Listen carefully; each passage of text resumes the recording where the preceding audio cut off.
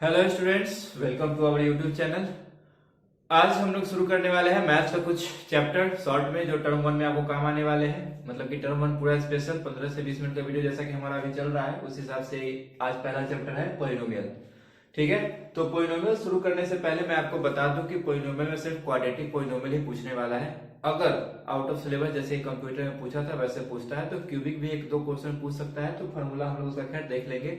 लेकिन ज्यादा important quadratic polynomial है, तो मेन फोकस हम लोग का क्वाड्रेटिक पॉलिनोमियल पे ही रहेगा। अब पहली बात ये कि क्वाड्रेटिक पॉलिनोमियल जो है उसका डिग्री कितना होता है, तो यानी कि स्क्वायर वाला जितना भी पॉलिनोमियल है वो सारा क्वाड्रेटिक पॉलिनोमियल होगा। 1/x+1 और √x ये सब तो पॉलिनोमियल नहीं होता है, ऑलरेडी पढ़ा हुआ है, क्योंकि एज ए रिवीजन चैप्टर है तो उतना डिटेल में नहीं जाएंगे हम लोग। उसके बाद है जनरल फॉर्म, तो ये तो खैर हम लोग पिछले ही क्लास यानी कि 9th में ही देखे होंगे, शायद 8 में ही देखे होंगे। x² + dx + c ये जनरल फॉर्म होता है क्वाड्रेटिक पॉलिनोमियल का, जिसमें कि x² के आगे जो है वो x² कोएफिशिएंट है, b जो है वो x का कोएफिशिएंट है, और जो कांस्टेंट टर्म है वो c है। ठीक है, अब क्योंकि ये स्क्वायर है x का, तो x का दो वैल्यू आएगा, एक को माना गया है यहाँ पे अल्फा और दूसरा को माना गया है बीटा। अब कहता है कि अगर कोई जीरोज है, तो जीरोज का मतलब क्या है कि जैसे कि यहाँ पे क्वेश्चन है, अगर इसका कोई जीरोज आएगा यानी कि इसका कोई आंसर आएगा तो उसको वापस इसमें रखेंगे तो जीरो आना चाहिए। तो वही इसमें लिखा हुआ है कि अगर कोई इसका वैल्यू है उसको रखने से जीरो आ रहा है, इसका मतलब ये एक्स जो था उसका जीरो था। ऐसा ही दो जीरो होगा तो जीरोज बोलते हैं हम लोग, उसके पेयर को जीरोज बोलते हैं। ठीक है, अब जो दोनों जीरो है ना उसको ऐड करने से -b/a आता है, यानी कि ये और ये इसका रेशियो माइनस लगा करके, और इसको मल्टीप्लाई करने से यानी कि दोनों जीरोज को अगर मल्टीप्लाई करेंगे तो c/a आएगा, यानी कि ये डिवाइडेड बाई ये। और पोलिनोमियल अगर हमको दिया हुआ है जीरोज, यानी कि जीरोज अगर हमको पहले से दिया हुआ है कि 4 3 ये सब जीरोज है, तो हम लोग अगर वापस से पोलिनोमियल लिखने के लिए कहेगा तो क्या करेंगे। सबसे पहले देखो, लिखने का तरीका जो है ना ये हम अभी शॉर्ट में बताते हैं ताकि याद रहे, तो इसमें बहुत कंफ्यूजन होता है और भूल जाता है इंसान। सबसे पहले क्योंकि क्वाड्रेटिक है तो x² तो रहेगा ही, उसके बाद एक प्लस वाला सिंबल है तो माइनस वाला रहेगा। यानी कि अगर लिखना हो तो कुछ इस प्रकार से x² के बाद माइनस पहले ही लिख लेना, यहाँ x लिख लेना, और तीसरा तो कांस्टेंट टर्म उसको खाली छोड़ देना। तो जो यहाँ अल्फा प्लस बीटा था ना, मतलब जो ऊपर वाला था, जैसे जैसे ऊपर से नीचे की तरफ फॉर्मूला पढ़े दो पढ़े, एक अल्फा प्लस बीटा पढ़े, दूसरा अल्फा बीटा पढ़े, तो जो पहले वाला होगा वो यहाँ लिखाएगा अल्फा प्लस बीटा माइनस के साथ, और जो दूसरा है वो डायरेक्ट प्लस के साथ। सिंबल तो हम लोग पहले ही डिसाइड कर लिए थे कि प्लस माइनस प्लस के टर्म में हम लोग चलने वाले हैं।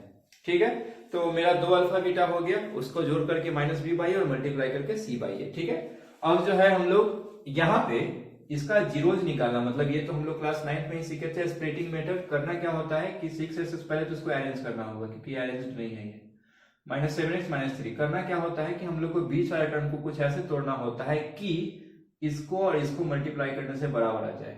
तो 6 और 3 को मल्टीप्लाई करेंगे, मतलब -3 को मल्टीप्लाई करेंगे तो कितना आएगा -18। अब बीच वाला को कुछ ऐसे तोड़ना है कि -18 आ जाए, तो -9x + 2x में अगर तोड़ा जाए, -9x और +2x में तोड़ा जाए तो -9x + 2x -7x भी हो जाएगा, और -9 × 2 -18 भी हो जाएगा। तो सही है, जब डबल है नहीं तो इम्प्लाइज जेड का सिंबल क्यों देना। 6x² -9x + 2x सही है, -3। अब यहाँ पे कुछ कॉमन लेना होता है, तो कॉमन क्या लें, 6 और 9 में 3 कॉमन ले सकते हैं, x² और x में से x कॉमन ले सकते हैं, तो यहाँ आएगा 2x और यहाँ आएगा -3। और यहाँ पे कुछ कॉमन नहीं ले सकते हैं ना, तो 1 ही कॉमन ले लेते हैं क्योंकि हमको पेयर बनाना होता है ना, तो 2x -3। अब मेरा ये और ये टर्म भी बाय डिफॉल्ट कॉमन ही आता है, कभी कभी हो सकता है किस्मत खराब हो तो नहीं आता, लेकिन वैसा भी होने वाला है नहीं। तो इसको हम क्या करेंगे, 2x -3 को कॉमन ले लेंगे क्योंकि ये दोनों जगह पे है, तो यहाँ से क्या बचा 3x, और यहाँ से क्या बचा +1। उम्मीद करते हैं कि ये हो जाएगा। हालांकि इसका दूसरा मेथड, जैसे कि अभी ऑब्जेक्टिव क्वेश्चन पूछ रहा है, तो दूसरा मेथड हम लोग ये अपनाएंगे कि अगर ऑप्शन में रहेगा, जैसे यहाँ से क्या आएगा आंसर, 2x -3 है तो x क्या आएगा 3/2 आएगा, और 3x + 1 है तो 0 के साथ सॉल्व करेंगे तो x -1/3 जाएगा। तो अगर ऑप्शन देना होगा उसको तो क्या देगा, हो सकता है 1 2 देगा, हो सकता है दूसरा ऑप्शन 2 1 देगा, हो सकता है तीसरा ऑप्शन 3/2 और -1/3 देगा। तो उतना बनाने का जरूरत ही नहीं है, हम लोग एक करके वैल्यू रख लेंगे। 1 रखेंगे, 1 रखने से अगर 0 नहीं है तो ये ऑप्शन खत्म, फिर 2 रखेंगे, अगर ये ऑप्शन नहीं है तो ऐसे ऐसे करके हम लोग चेक कर लेंगे। ठीक है, कभी कभी दोनों ऑप्शन चेक करना पड़ता है, वरना एक ही से काम चल जाता है मैक्सिमम टाइम। अब हम क्या बोले थे कि अगर हमको अल्फा और बीटा पहले से दिया हुआ रहे तो अल्फा प्लस बीटा या अल्फा इंटू बीटा कैसे निकालेंगे, या अगर हमको इक्वेशन निकालने के लिए कहेगा तो कैसे निकालेंगे, तो सबसे पहले पोलिनोमियल निकालने के लिए कहेगा तो कैसे निकालेंगे। तो सबसे पहले अल्फा और बीटा हमको पता है, तो हम अल्फा प्लस बीटा निकाल लेते हैं। क्या आएगा -1 -20, तो ये आ जाएगा -21, और अल्फा इंटू बीटा भी निकाल लेते हैं, तो ये क्या आएगा -1 इंटू -20, तो ये आ जाएगा 20। ठीक है, अब हम लोग का जो इक्वेशन होता है वो कैसे लिखते हैं, एक्स स्क्वायर, अब माइनस के साथ alpha plus beta into x और प्लस अल्फा बीटा, तो एक्स स्क्वायर तो वैसे ही रहेगा, अल्फा प्लस बीटा भी जस्ट निकाले थे, कहाँ गया -21, तो ये माइनस और वो -21 तो +21 हो जाएगा, और अल्फा इंटू बीटा यानी कि 20 यानी कि +20 आ गया आंसर। अब ये क्वेश्चन तो और आसान है, इसमें ऑलरेडी ऐसा करके लैंग्वेज लिखा होगा कि the sum of zeros is फलाना and product of zeros is ढिमकना, मतलब ढिमकाना शायद, हाँ, तो ऐसा अगर दिया हुआ रहेगा तो हम लोग को अगर इसमें पॉलिनोमियल निकालने के लिए कहेगा तो कैसे निकालेंगे, ये तो और आसान हो गया, x square minus alpha plus beta x और प्लस अल्फा इंटू बीटा, तो एक्स स्क्वायर तो वैसे ही रहेगा, और अल्फा प्लस बीटा यहाँ क्या है √2, तो √2x हो गया, और ये प्लस -12 ना, तो डायरेक्ट हम कर लेते हैं, वैसे तो मन में ही सोच लिए थे, ये क्या हो जाएगा -12। अगर आप इसका जीरो निकालने के लिए कहेगा तो वही बात, इसको बीच वाला को कुछ ऐसा तोड़ो कि इसका और 1 का प्रोडक्ट के बराबर है, तो निकाल लेंगे। ठीक है, अब जो है ये क्वेश्चन है, इसमें क्या कहता है, ये थोड़ा ये सब टाइप का पूछने का चांस थोड़ा ज्यादा है, अगर मेरा स्पीड थोड़ा ज्यादा लग रहा होगा तो थोड़ा स्लो करके देख लेना, एक ही दिन है इस पे थोड़ा तेज बता रहे हैं, ठीक ना। तो यहाँ पे है फाइंड वैल्यू ऑफ के इन, मतलब कि ये पॉलिनोमियल दिया हुआ है, तो सबसे पहले जो पॉलिनोमियल दिया हुआ है उसको हम लिख लेते हैं। ठीक है, लिख लिए। अब क्या कह रहा है, अब कह रहा है कि इस पॉलिनोमियल में जो सम ऑफ इट्स जीरोज है, यानी कि जो अल्फा प्लस बीटा जो आएगा is equal to half of their product, यानी कि जो प्रोडक्ट आएगा उसका हाफ है, is equal to the half of their product, product का हाफ के बराबर है जो सम है। तो हमको ये पता है कि अल्फा प्लस बीटा किसके बराबर होता है, -b/a, और अल्फा बीटा किसके बराबर होता है, c/a, और ये 2 तो ऑलरेडी है।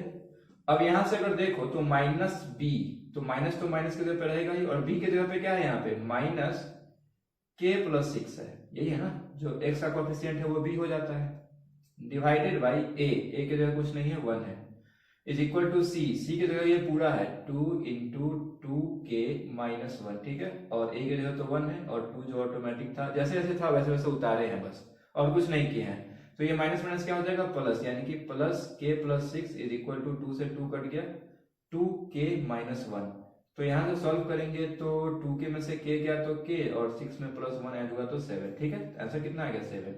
मतलब ऐसा ही कुछ क्वेश्चन पूछेगा कि k निकालने के लिए कहेगा, या फिर रूट्स निकालने के लिए कहेगा, या रूट्स दिया होगा इक्वेशन निकालने के लिए कहेगा, ये सब देगा।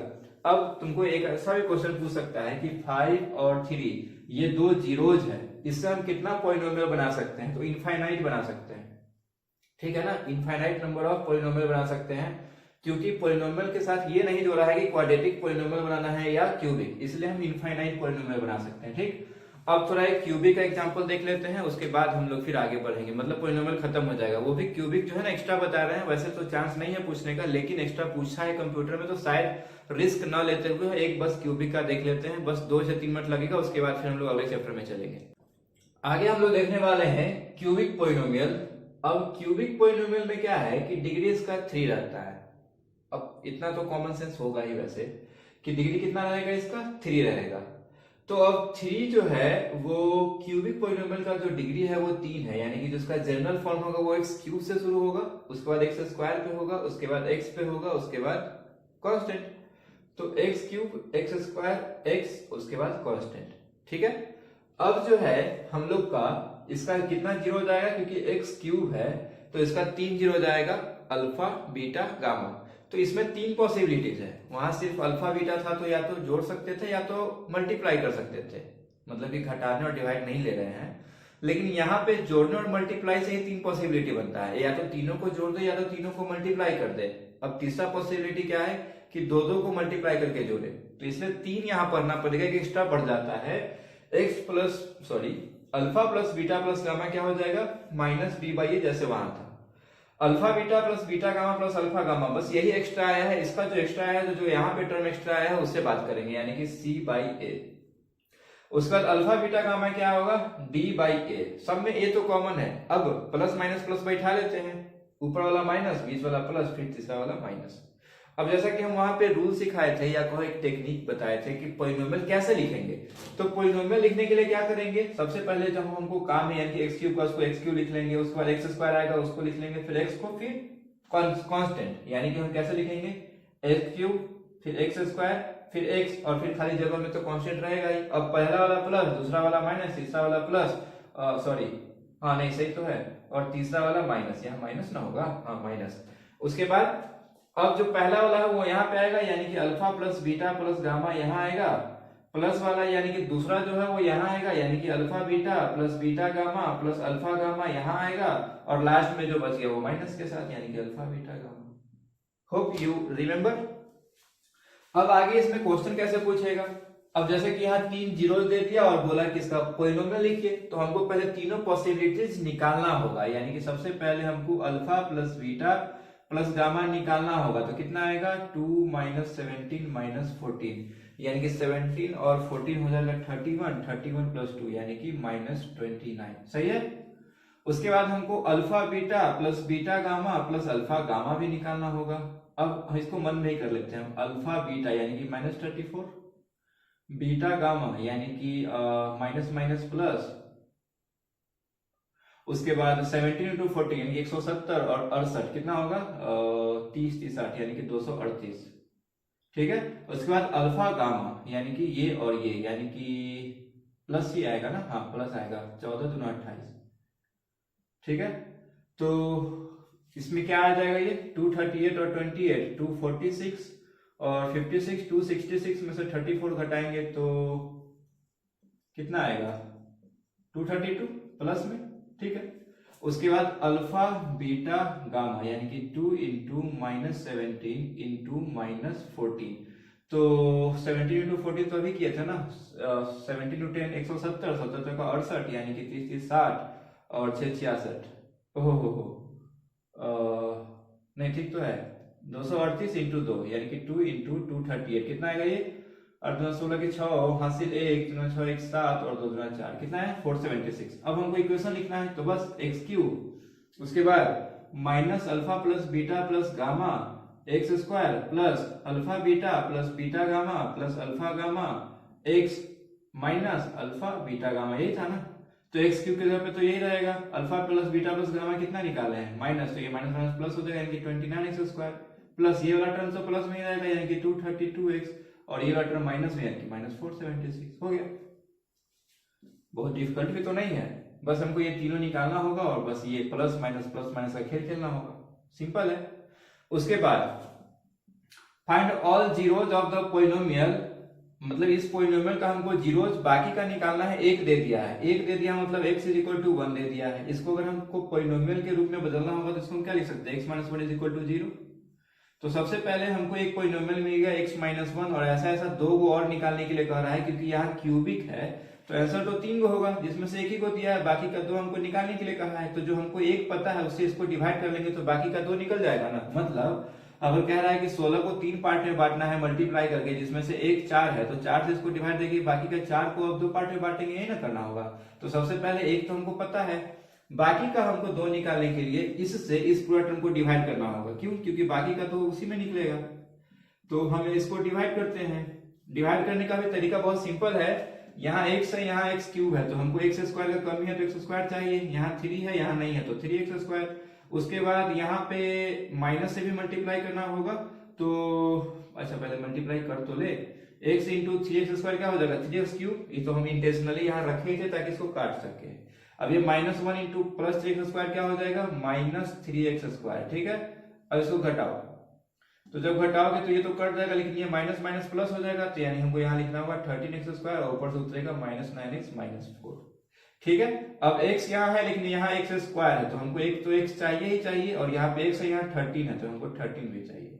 लेकिन वही बात है कि अब 13 से इसको ही मल्टीप्लाई करना पड़ेगा, तो ये कितना हो जाएगा 13x स्क्वायर तो हो जाएगा, लेकिन ये माइनस प्लस माइनस और ये आ जाएगा 13x, फिर घटाओ तो घटाएंगे तो इस बार ये प्लस हो जाएगा, तो ये आएगा 4x -4। अब यहाँ x है और यहाँ 4x है, यानी कि 4 का कमी है बस, तो यहाँ 4 लिख लिए, तो ये आ गया 4x -4, क्या, क्योंकि -1 और 4 को मल्टीप्लाई करेंगे तो -4 ही आएगा। अब ये एक बार में दोनों कट गया, फायदा हो गया, यानी कि एक तो ये फैक्टर था ही, अब ये दोनों मिलकर के एक फैक्टर देगा, ये दोनों मिलकर क्या देगा, यानी कि इसको और इसको मल्टीप्लाई करो और बीच वाला को तोड़ो, ताकि उतना ही आए मल्टीप्लाई करके भी और जोड़ करके भी। तो इसको पहले फ्रेश से लिखते हैं, जगह है मेरे पास, मिटा देते हैं।